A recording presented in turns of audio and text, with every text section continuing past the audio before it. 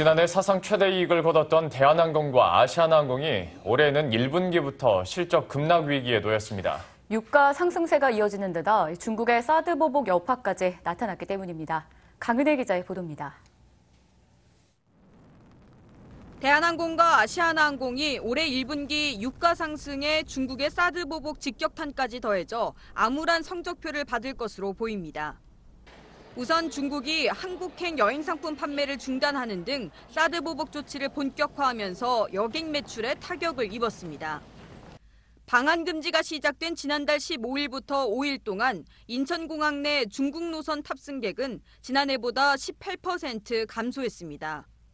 그 이후 집계가 안 된 3주가량의 기간을 감안하면 감소폭은 더 커질 것으로 보입니다.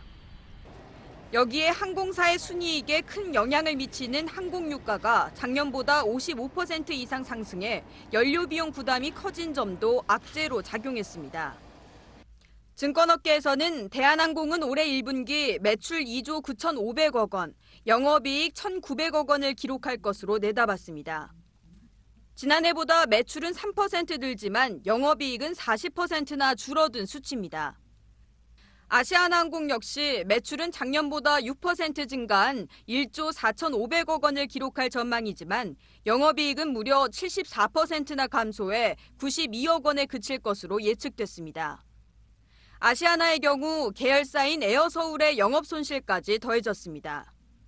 일본이나 동남아 등지로 공급을 좀 돌리면서 수송객을 좀 만회를 할 것으로 보입니다만 그쪽 지역에서 수요가 이렇게 증가하는 게 아니기 때문에 공급이 늘면서 단가가 조금 하락을 할 걸로 보고 있습니다. 그렇기 때문에 수송량은 양호하게 나오더라도 단가 하락 때문에 매출액이 조금 부진할 것으로 예상을 하고 있습니다.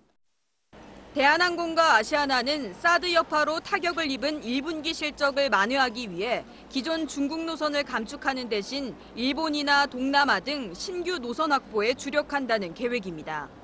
더불어 중장거리 노선 강화를 위해 미주, 유럽 노선 증편을 검토 중입니다.